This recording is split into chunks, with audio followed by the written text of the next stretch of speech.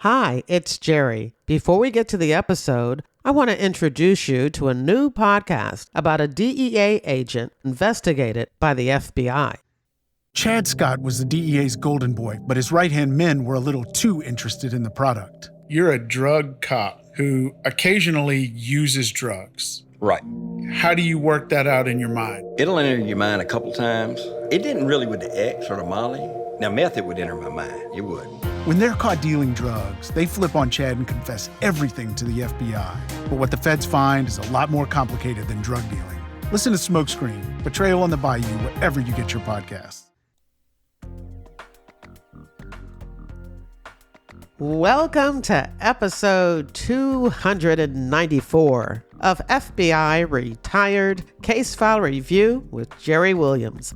I'm a retired agent on a mission to show you who the FBI is and what the FBI does through my books, my blog, and my podcast case reviews with former colleagues. Today, we get to speak to retired agent Darin Werkmeister, who served in the FBI for 21 years. In this episode, Darin reviews his adoption fraud case where subject Sonia Furlow solicited unsuspecting hope-to-be parents via the internet.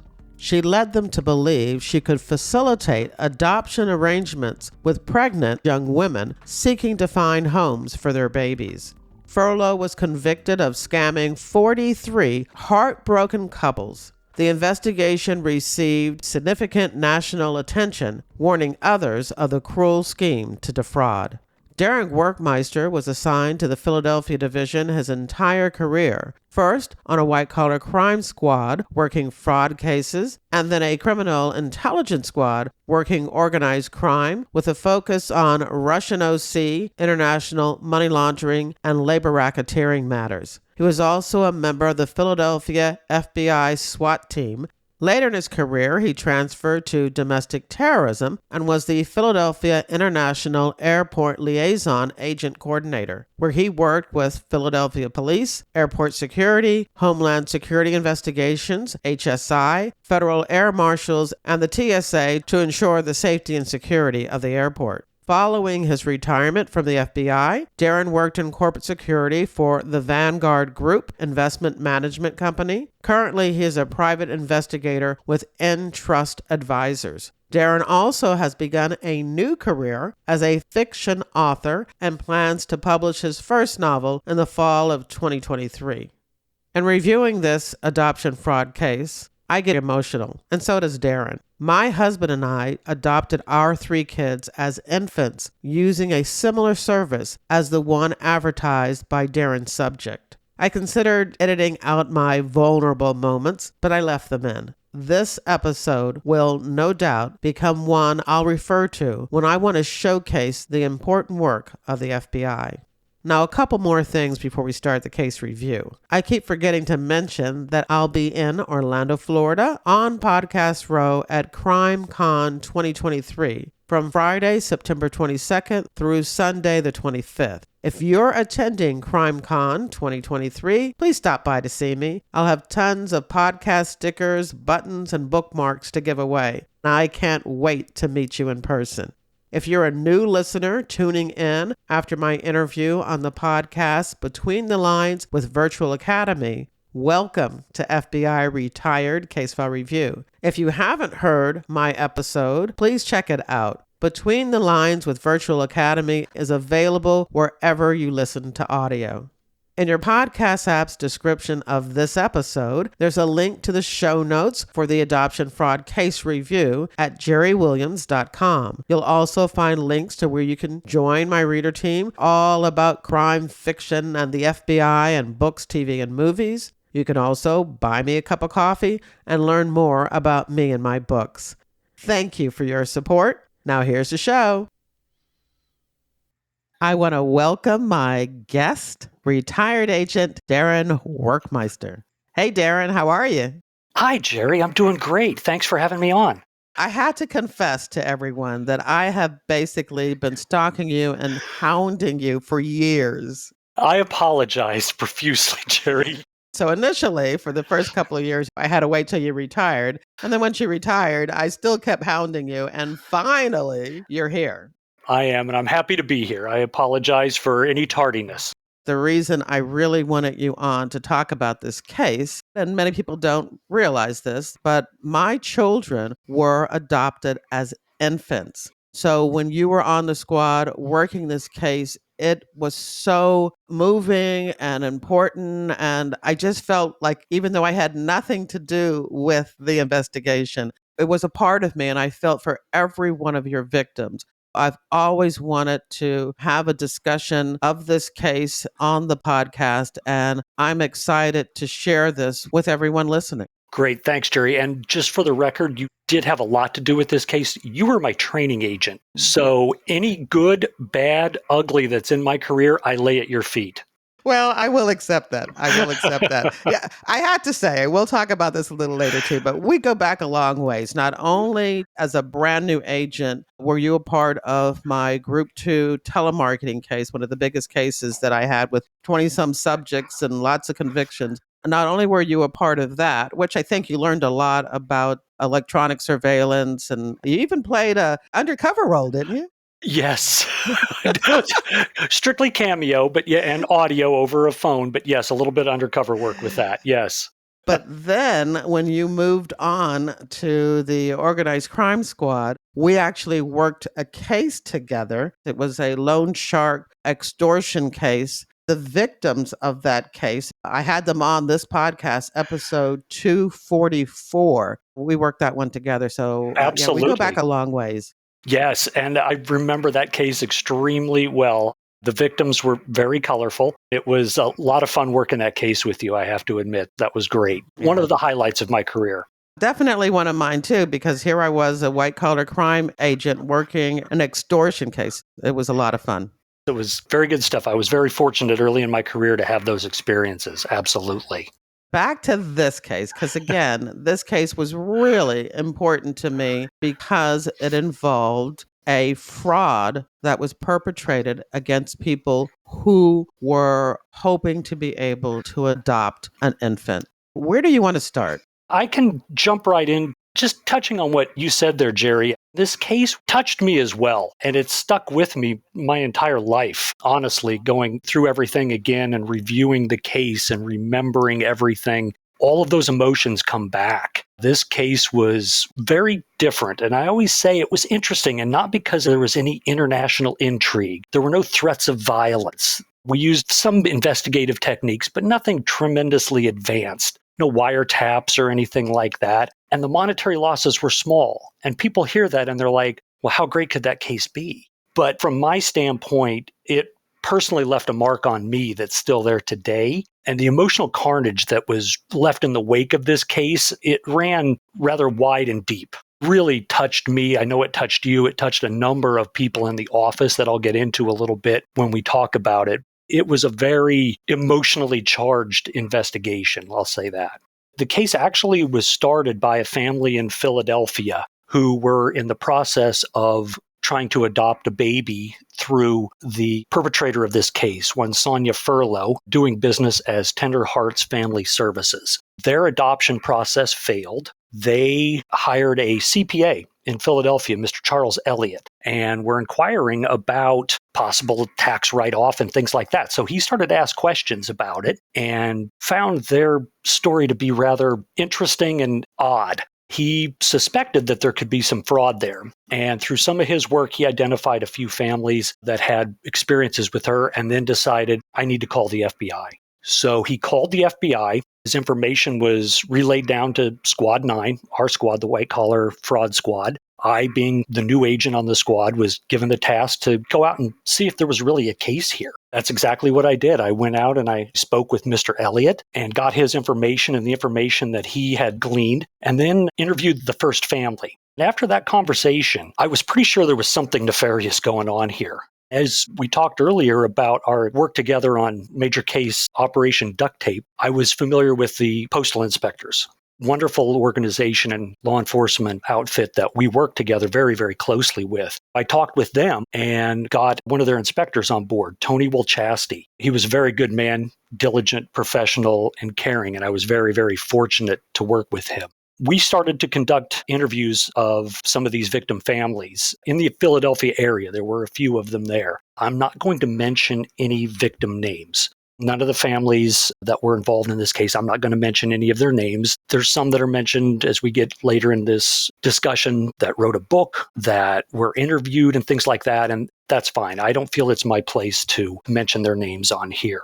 But we did get out and interview these folks, and we found that they were all very smart, intelligent, professional people. So they were not what you would consider easy marks for a scammer or anything of that nature.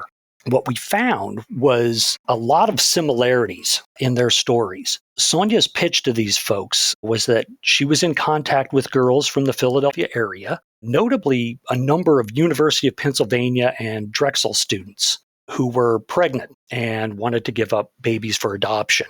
Even at that time in the world of adoption, those essentially were unicorns, very rare to come across. Typically, she would charge these families anywhere between $2,000 up to $10,000 for her placement services. And then there would be some money to help support the birth mother and pay for necessities and things like that. These weren't cheap prices. They were toward the low end of the fees and costs at the time for adoption services, but they were by no means exorbitantly cheap. So at this point, we felt pretty confident that we had a real fraud going on here, but we only had about $10,000 to $12,000 in documented losses at this point. It's worth mentioning that there is a dollar threshold that the U.S. Attorney's Office in Philadelphia had at that point to keep their office from getting inundated with too much work and too much fraud. And at that point, it was about $250,000, $250,000 was kind of the ballpark that they looked for to open a case. We were nowhere near that mark. But in talking with them, explaining the case, explaining the impact of victims that we had seen, we convinced them to open a case. We were assigned Assistant United States Attorney Bernadette McEwen, who was a fantastic prosecutor, a wonderful person to work with, and we felt very fortunate to work with her on this case. We started to do all of the basic investigative steps that you would do at the initiation of an investigation. We did public record searches, business searches, things like that. There really wasn't much there. We identified Sonia, where she lived, her previous employment, things like that, but there really wasn't a whole lot there to help us. The most valuable intelligence we had so far were those initial interviews of the families with their similar stories, and they all boiled down to the same thing. There were lots of promises, then unique problems arose after the birth of the baby. There was a failure in the adoption process, and there was no refund of money. What they also provided us was a pile of records that Sonia had sent them. And what became clear was this was very elaborate, very well planned, very elaborate. Sonia sent these folks detailed reports, what she called intake forms, where she interviewed the alleged birth mothers. There was adoption medical history forms from the Department of Human Services that were completed and sent out to these folks, complete with detailed medical histories, describing allergies, describing family history of disease, things like that, previous births, the height and weight of the birth mother, her circumstances, why she was pregnant, why she wanted to give up the child for adoption. All of these things, extremely detailed, very, very convincing paperwork. There were also phone calls from the alleged birth mothers with these families. And we talked to the families that received some of these calls, and things just didn't quite seem right on the phone calls. The girls didn't sound, for example, like they were at Drexel University studying chemistry and suddenly got pregnant. They didn't want to talk about their lives very much, their backgrounds, what they were doing. Really, all they said was that they were having a baby and wanted to give it up for adoption. Something just didn't ring true for these families as they were going through this. But on the other hand, we talked with a number of adoption professionals in the area who had had interactions with Sonia over the years, and they said that there was nothing unusual in those interactions. She seemed to be very knowledgeable of the process and very caring, in fact. Were there any adoptions that went through successfully? Yes, there was. At the very end of the case, we found that there was, in fact, one adoption at the very, very beginning that she successfully completed. Based on that track record, the professionals in the area felt that, oh, she knows what she's doing. Yeah, she's on the up and up there. She's completed an adoption. Well, that was years and years before we were involved in the investigation, and that was the only successful adoption that she placed. Things like that, early on in an investigation, you're unsure what you actually have. Every bit of information you get, there's a scale. You're putting it on one side. Is it making the case stronger, or are we dealing with a legitimate person here? To that end, we found where she lived. She lived in an apartment in West Philadelphia, and I did some light surveillance on the apartment. One day, I saw her come home in the middle of the afternoon, dressed in blue hospital scrubs, get out of her vehicle, and walk into her apartment. And I'm thinking to myself, this is very odd. If this is a fraud, why is she wearing hospital scrubs? Could this actually be legitimate? And she's just this poor soul who has a very unfortunate track record with a number of people. We were trying to figure out early on what is going on here, what exactly is happening. But some of the other information we got from the victim families proved to be crucial in the investigation. They explained to us that they sent Sonia what was called a prospective parent package. These were hard copy portfolios, really, a couple of pages. They included photographs of the families that wanted to adopt, explained their desire to have a child, what their home life was like, what their work life was like, what their extended family was like, included a number of photographs and write-ups on there. And the whole point of these was to convince someone that they could provide a good home for a child. And when you talk about that, that's the type of adoption that I went through. An open adoption where my husband and I put all of our information out there. Yeah. I had a nice family photo and presented it to the agency, who then showed it to pregnant mothers who chose us. Jerry, when they're doing this, they are putting their heart out there. Absolutely. They are pinning everything on their ability to convince a birth mother that this is a wonderful, loving home where a child would thrive. It's worth noting, too, that this was in the late 90s. The internet was very early. Sonia was on the internet advertising, but the bandwidth at the time wasn't such that people could send large files and open large files easily. These packages were sent through the mail. They sent the hard copies of those prospective parent packages to Sonia, and she in turn mailed them the birth mother intake forms and medical forms and photographs of the birth mothers and things like that. And it's important to mention because the next investigative step we took in this case was we sought and were granted a mail cover, which I don't know how much your listeners know what a mail cover is, but it was conducted at the post office. And it was basically a photograph of all of the mail going to her address. We didn't see what was inside the mail. It wasn't opened, but it showed us the return addresses and who she was corresponding with. And we received photocopies of the exterior of all of that mail. That actually proved crucial. These things run for 30 days at a time, and I think we re-upped it for 2 or 3 times. So over the next 60 to 90 days, we started to uncover more potential victims spread out across the U.S., and we started to realize this case is probably bigger than we had suspected. She isn't just operating in the Philadelphia, New Jersey, Delaware area. We had victims from coast to coast, border to border, all across the U.S. We felt pretty confident that we had a compelling case, but this was nowhere near a lock at this point. We understood, even with the compelling victim statements we had no true evidence that there was any crime happening yet. We were also getting conflicting information from the adoption professionals in the area. All of the victims that we had spoken to, their process was completed. The money had transferred, had changed hands. The adoption process had played itself out, ultimately with a failure, and their process was essentially over. We needed to try and find somebody that was still actively in the process. So we took a risky step. We used those return addresses, did public record searches, looked at the mailing addresses, traced them back to individuals who lived there, matched the names, got phone numbers, and we started to call some of these victims. What are you looking for in order to prove it's a fraud? We were really in a difficult situation trying to prove this case. We were trying to prove a negative. We're trying to prove that someone doesn't exist. And that's very hard to do, I discovered in the process of this. No matter what steps you take, to prove that someone doesn't exist, there's always something else you could do. That was really the only way we could prove this was a fraud, was to prove that there were no children to be adopted, that these birth mothers either didn't exist or had no intention of giving up their children for adoption. One of the things that made that difficult was the only information we had on these birth mothers was a first name, a date of birth, and a photograph. It's very difficult to A, find somebody with that information, and B, prove that somebody doesn't exist based on that information.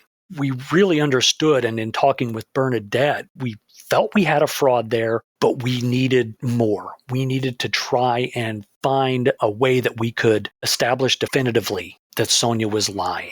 To that end, we started to call some of these folks. Most of them, again, were near the end of their adoption process. And we started to hear some just absolute horror stories coming from their dealings with Sonia.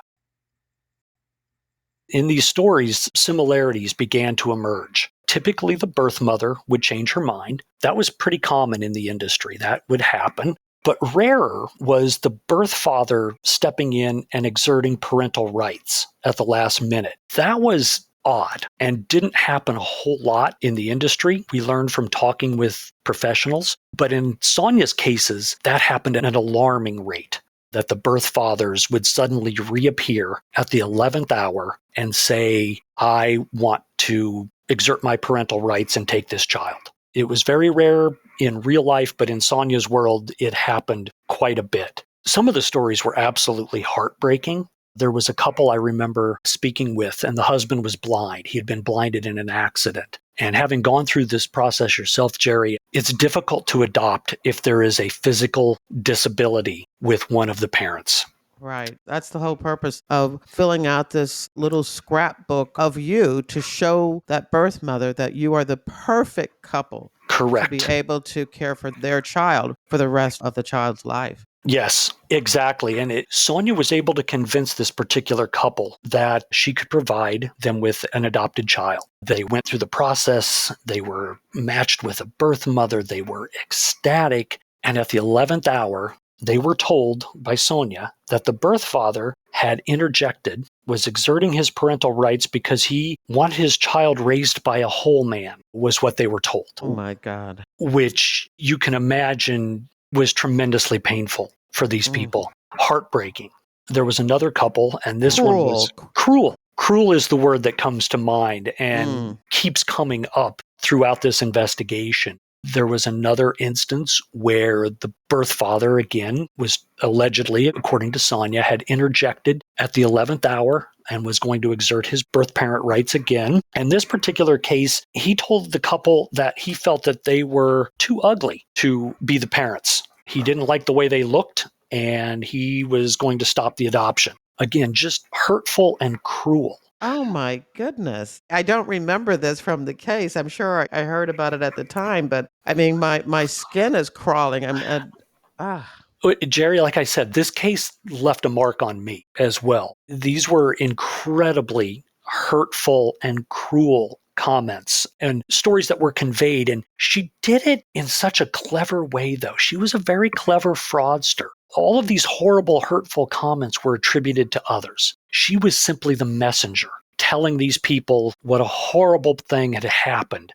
She would tell these folks then, I am so sorry. I will continue to work with you if you want to try and find another child for you. Many of the families stopped after this. It was just too painful. The emotional trauma was too much. This is the second emotional trauma, because most of these couples have gone through the trauma of infertility. Correct. Exactly. And so you're already vulnerable. You're already wanting and desperate. And then for this to happen is just unimaginable. Devastating.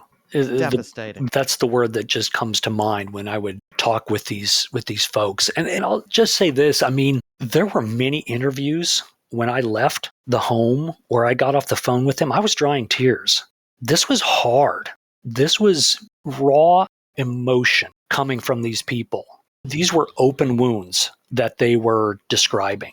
It was very difficult at times to maintain a game face, as we say, but we had to press on. In talking with these folks, it was interesting too. and I'm sure that this was part of her guise, is Sonia came across as extremely religious. She constantly spoke of Christ and God in conversations and in written and email correspondence. She would actually pray with these families to the point that the families really couldn't believe that she could be this evil.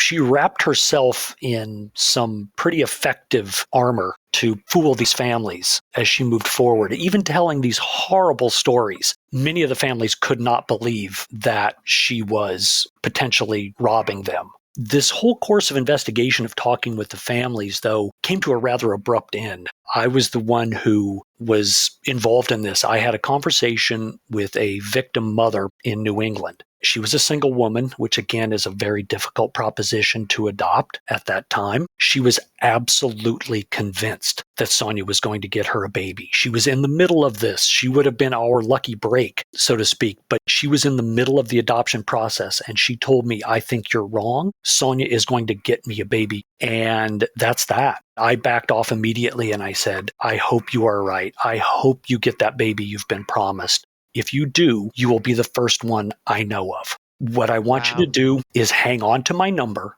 And if this adoption fails, like I'm afraid it will, and you have odd circumstances where there's a sudden change at the 11th hour in someone's desire to complete the process, or the father exerts rights, I said, keep my number and call me. I hung up the phone and realized we just can't talk to any more of these folks because this is so emotionally charged for them. They literally did not want to believe that they were in the middle of a fraud.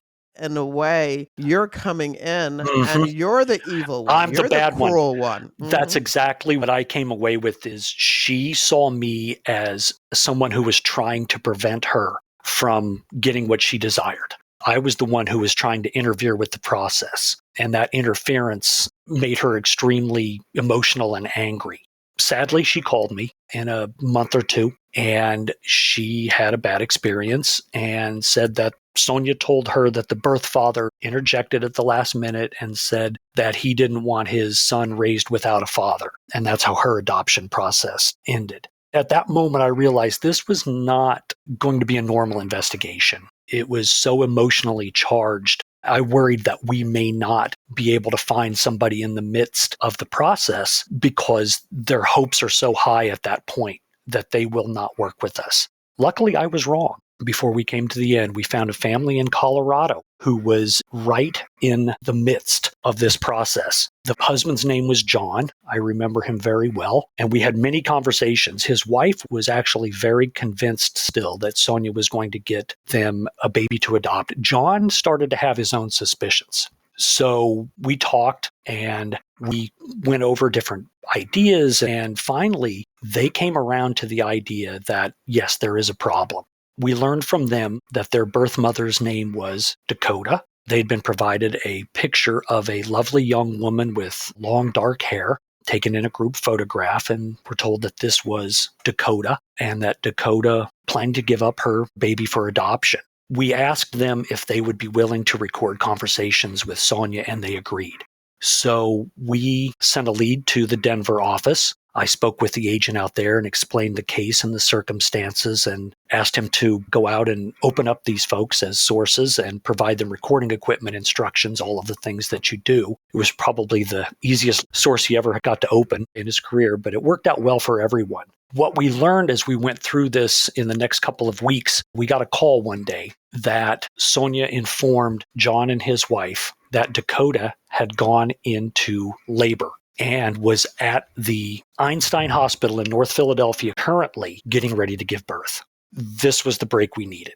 Tony and I drove as fast as we could to Einstein Hospital. We met with the director of security, hospital administrators, and gave them a quick nutshell of the investigation. Told them that we had reason to believe that there was no person, but our victims had been told there was, and they were in the hospital currently. They agreed to have the maternity ward nurse take the photograph of Dakota, all of the descriptors we had for her, and go through the maternity ward for anybody that was currently in labor or had recently delivered and was still in the hospital. I got to tell you, that was a long 30 to 45 minutes waiting for her to come back, because there's always that shadow of a doubt. Have we picked the one where there actually is a birth mother? In which case our entire investigation is probably torpedoed. But she came back and informed us that she had physically looked at every woman who was there giving birth or recently gave birth and unequivocally stated there is no one here that matches that photograph or with that name or any of that data.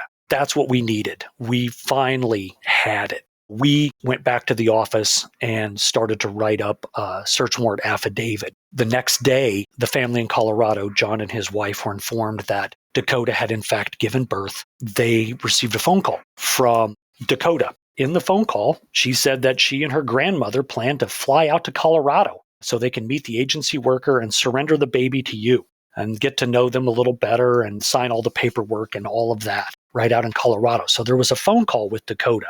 That was a hard conversation with John and his wife, because in the back of their mind, there was always a little glimmer of hope that we were wrong and they were actually going to be able to adopt Dakota's Now, child. did you tell them that you had checked and that there was no woman by the name of Dakota giving birth at Einstein Hospital? I told them that the next day. When they said that they had been told that she had given birth, I got on the phone with them and explained to them that, look, we investigated this. We were at Einstein Hospital. The nurse went through the ward. There is no one named Dakota. There is no girl that matches that photograph of Dakota. And that was a tough conversation to have with them. John understood. His wife, I think, was hurt by the conversation because I think she had that glimmer of hope still that this was all going to work out well. But we forged on and actually wrote up the search warrant affidavit. And I remember very well going to the U.S. Magistrate Judge's chambers to get the warrant signed. She read the affidavit. She came out. She signed the warrant in front of me. She handed it to me and she looked me in the eye and she said, "Go get her." Because we had laid in not only the part at Einstein, but all of the victim interviews that we had, including some of the cruel statements that Sonia had made. So we executed the search warrant on her apartment. The squad was there, as well as a number of members of the U.S. Postal Inspectors. When I say there was a trove of evidence, that's an understatement. As we suspected, she had to have a method to keep these lies straight. As you well know, it's hard for these people to keep all of these lies straight simultaneously. What we found in her living room was a whiteboard with the first column being the names of the families, the second column being their birth mothers' names, what the status was, what was the latest thing that she had told them or provided them, and where things stood over there. We found the original birth mother intake forms with the photographs attached to them. And we also found the prospective parent packages that had been mailed in. In looking at these for the last 9 months or so, I immediately recognized people. It became evident immediately what she was doing. She was taking photographs from these prospective parent packages and attaching them to paperwork to be sent out to other victims. For example, there was one victim mother who was in fact listed as the birth mother for 2 other families. Her name was Kelly, and she was listed as Dina for one family and Brandy as another. She actually wrote on the back of the photograph the birth mother name and which family they were associated with. Being the most familiar with Dakota, I immediately found her package as well. She was a family friend of one of the victim families. She was a family friend, and it was a group photograph taken, and Sonia had simply done some arts and crafts. She cropped photographs and attached them to these birth mother intake forms and sent these out to victims. We got back to the office with all of this, and over the next several weeks, we went through each package in detail, and we were able to match them all up. All of the birth mother's pictures came from prospective parent packages that she sent out. And that just compounds the cruelness and the unbelievable, the uncaring attitude of Sonia to do that. Oh, it was stunning. There was another example. There was a birth mother named Lanny. She had an extremely detailed history. She was listed as a freelance photographer who travels extensively, and she became pregnant by a Bosnian who was here on a temporary visa. And Lanny decided she's not the maternal type, and it goes into Lanny's history and all about Lanny's medical history and family history and that. The picture of Lanny is actually a woman named Marie Claude, and she was the sister of one of the victim families. And her photograph had been sent in along with their parental package. It was striking, Jerry. Just unbelievable to match these up. So we pieced this together and we identified over 40 victims. We interviewed them all, the ones that we had already interviewed, and then the new ones that were older victims. We were able to go back and identify them through this. We talked to everyone that would talk to us. There was one family that refused to cooperate. They just adamantly did not want to be involved. And at the time, I was, I guess, a little miffed, but in hindsight, it was too painful. I completely understand their hesitation. Whatever situation they had been through, it was too much, and they just simply could not revisit it. But the other over 40 that we talked to, they told us incredible, elaborate stories. Some were told to fly to Philadelphia. She had these people fly to Philadelphia, stay in hotels, wait in the hotel because she was going to go and deliver the baby for them, and then come back and tell them after a day or two that it wasn't going to happen. One family actually stated that she arrived at the hotel wearing hospital scrubs and said she had just assisted in delivering a baby. And if you remember back to the surveillance that I did when I saw her in blue hospital scrubs, I always wondered after that if I actually saw her while she was in the midst of destroying these people's hopes and dreams. And that's a great word, destroying these people. Did she have any other legitimate job or source of income?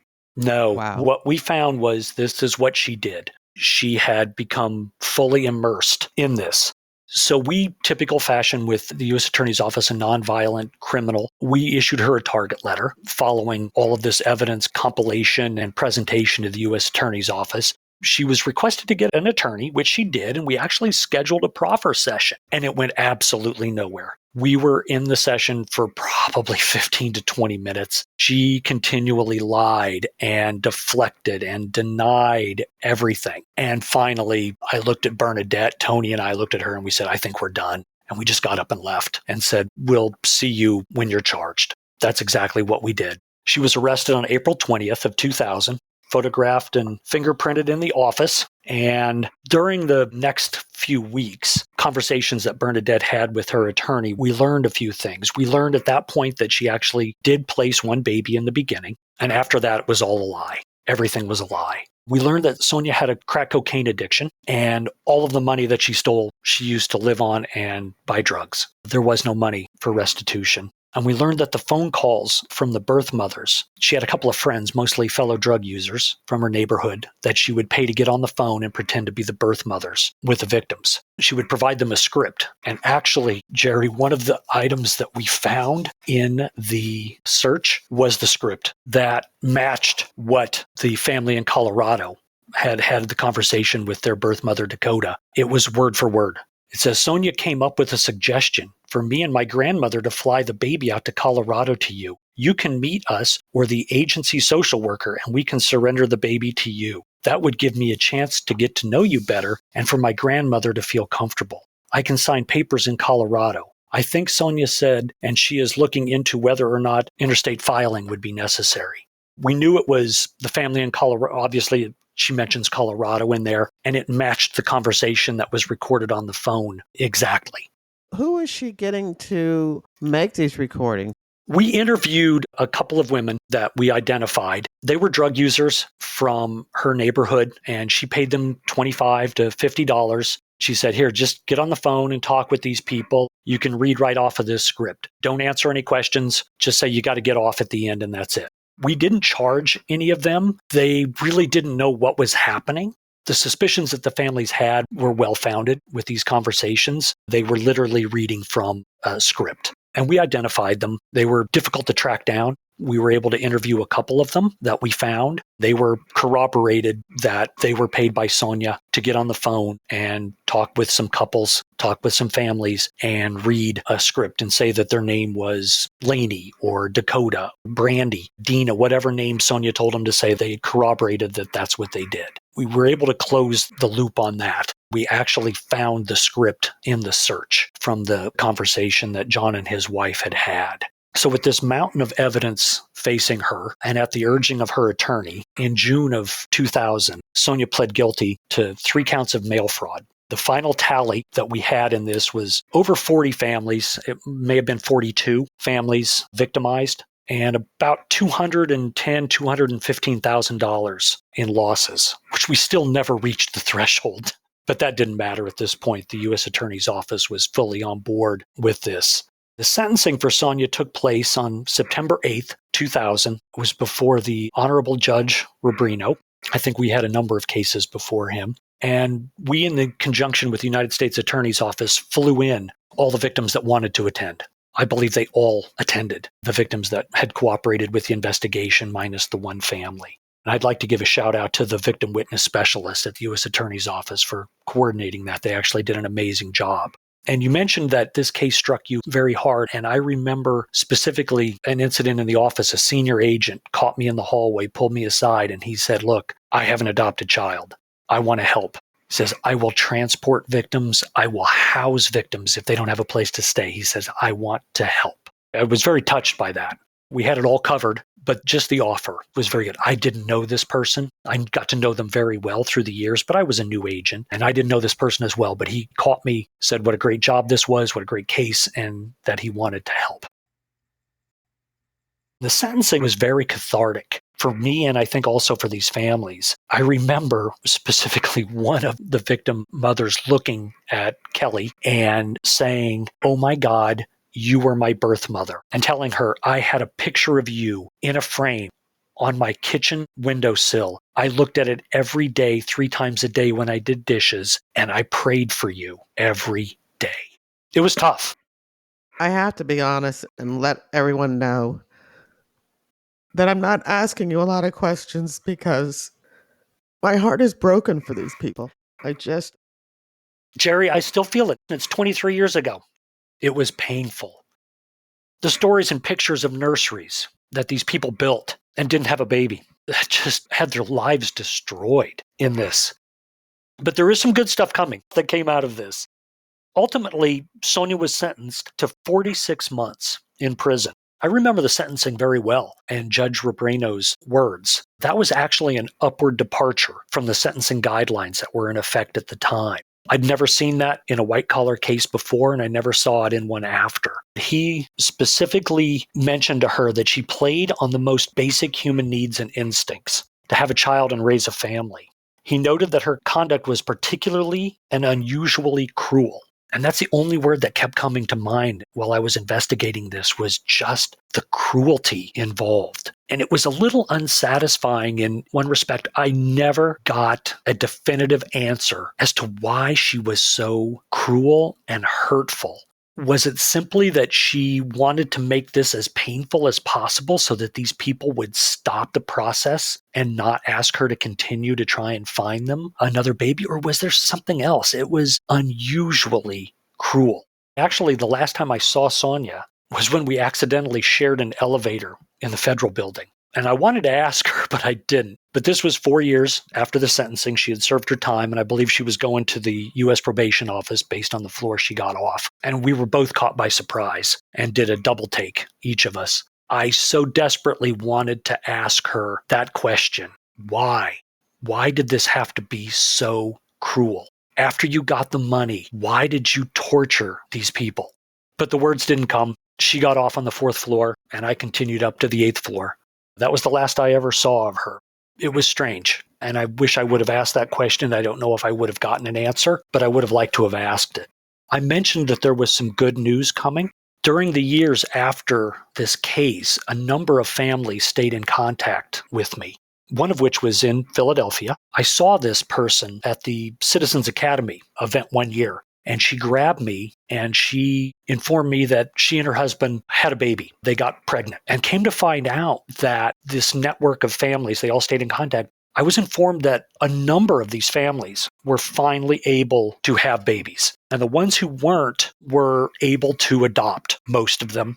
I think the adoption profession was looking to redeem itself and got a hold of these people. When they contacted another agency and explained their situation, they realized who they were, and a number of them were able to ultimately adopt. So a number of families were ultimately completed, and those folks were able to have their children. The ones that were able to get pregnant, I'd like to think that we had some help in that through the closure of the case.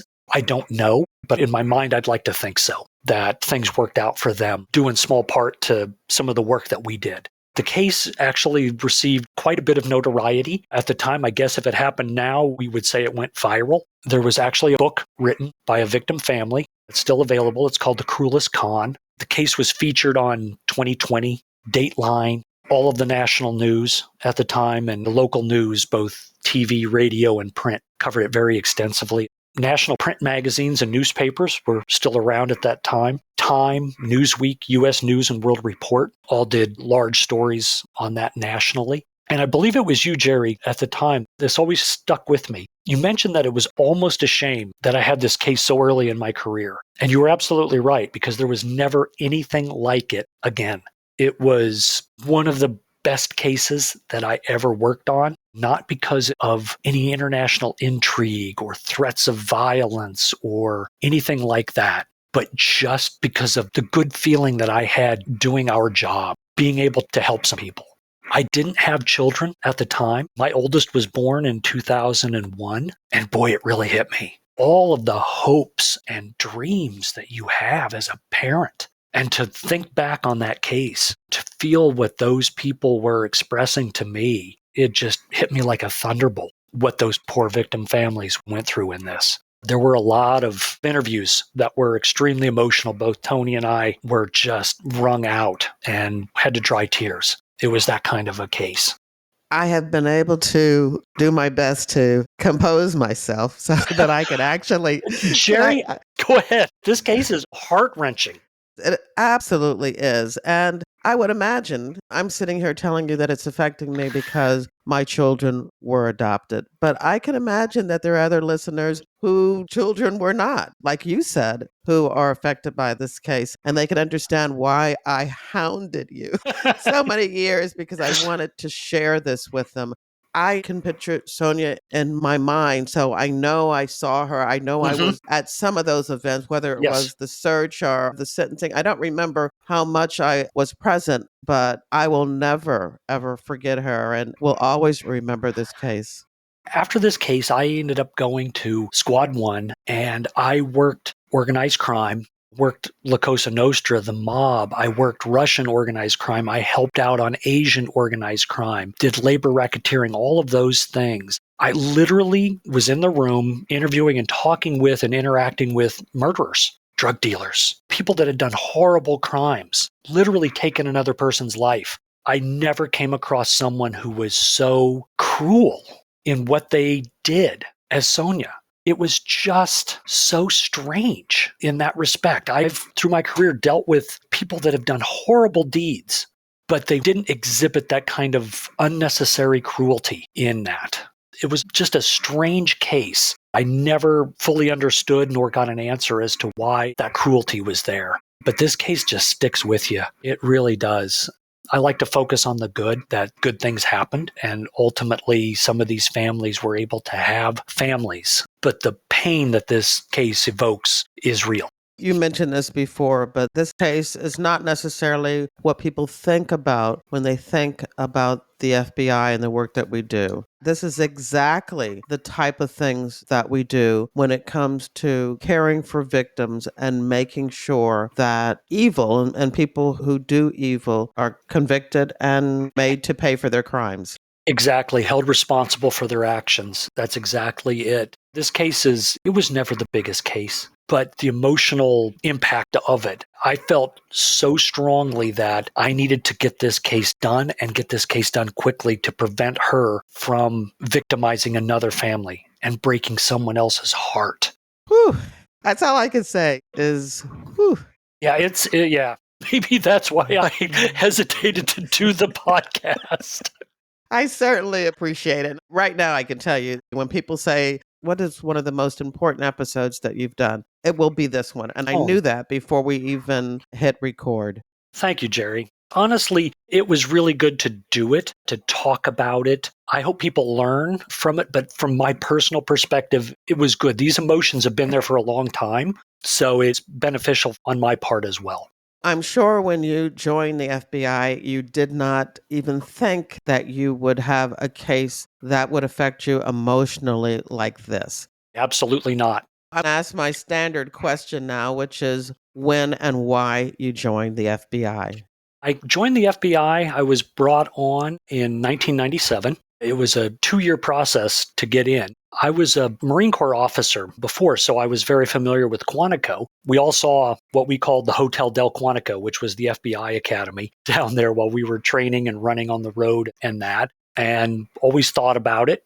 And I actually knew another Marine officer that joined the FBI years before me. And when I said I wanted to have a job where I could come home and look myself in the face and feel good about the day, that's why I joined and made that decision. At the time, I was working for a defense contractor down in Arlington, Virginia, and just decided I really would like to feel like I'm doing something important. And I couldn't think of a better organization to do that with than the FBI. I sent in my application, and 2 years, literally almost to the day, was when I reported to the academy. This case literally sums up why I became an FBI agent. First and foremost, I wanted to help people. Secondly, I wanted to catch bad guys. I wanted to stop bad guys. And mostly, at the end of the day, I wanted to look myself in the mirror and know that even to the smallest part, I had done everything I could to make the world a better place that day. And this case sums it up. That's why I joined the FBI. You spent all of your career in Philadelphia. I'm a first office agent. I guess it happens more and more nowadays, but back then, that's not the way things worked. Correct. Yeah. There were a lot of agents. You would go to an office, spend 2 to 3 years, and then get transferred to another office and stay there. And then you could possibly stay at that one if it was a big office, unless you put in an OP transfer request, an office of preference. But Philadelphia just started to change that policy when I got there. I guess if it was a top 15 office in size, that they didn't rotate you through. People that got assigned to medium and small offices certainly did. They got rotated to other offices and moved around. But I was able to stick. Very happy to do it. I love the Philadelphia office. I love Philadelphia. It's my adopted home. I was very, very fortunate. Well, again, I remember you as that bright-eyed, brand new agent, and it certainly has been my pleasure to watch your career. Thank you, Jerry. And honestly, I'd have to say, I will tell everyone I had probably the best training agent in the division, because it's not just the work that you taught me. You taught me so much. And I watched as you moved through your career and the cases that you made and how you made them and how you interacted with people. And that was one of the more important things that I think I learned, was just by watching you and how you went about your business, where you put your priorities, how you treated people. And you always treated them extremely well. I will say that. But yes, I will tell everyone that I had the best training agent in the city. I'm just an emotional mess right now, so I don't even know how to react to that. But thank you for saying that. So you retired in 2018. See how I'm moving on past that? Yes. You retired in 2018. So what have you been doing? I worked in corporate security for a period with Vanguard, and left there after a while. And I did a little private investigation work with another couple of other retired agents, and had some family issues. My father passed away and took some time off and started to write. So I guess what you could say is I'm now an aspiring author. That's where I'm letting my creative juices run free right now. It's been a lot of fun. I still stay in contact with a lot of the retired agents, some still in the office, but a lot of the retired agents from my peer group, and that we're still in contact. So it's a lot of fun. You and I have had a chance to talk about writing in the author career, and I certainly wish you all the best of luck in your pursuit of being a published author. And when you do, we'll have you back on to talk about another case as a way of launching your first release. Very good. Thank you. I like to end each episode by giving my guest the last word. What would you like to say? We mentioned some words of wisdom, and they're few and far between for me, but I think I scraped some wisdom together. Regarding this case, this was the early internet. Cybercrimes were relatively new, but things are still the same. People don't know who's at the other end of the keyboard. You have to be very careful with how you approach things, especially on the internet. Sonia was very polished. She was very godly, detail-oriented, friendly, and had an ability to put people at ease that made her a very effective fraudster. Yeah, the promises to get babies from college students and that for families that have been rejected before. In hindsight, that could have been a red flag. And yes, the old adage applies. If something seems too good to be true, it probably is. But this is still different. And as much as that is true and can be applied to everything, just a reminder how different this was. These people weren't looking for a payday. They weren't looking for a big score, somebody providing a return higher than the market or anything like that. Those are all extreme red flags. All these people wanted was just a little bit of joy and happiness, like we all do. But in the pursuit of that, they still fell victim. People just need to be very careful out there, particularly on the internet. And that's the end of the case review. In your podcast app's description of this episode, there's a direct link to the show notes where you'll find a photo of Darin Werkmeister, along with links to news articles about the Tender Hearts adoption scam, and from the FBI website, a list of adoption fraud warning signs. If you enjoyed this episode, in the show notes, there's a link to where you can find more FBI case file review episodes about frauds and scams.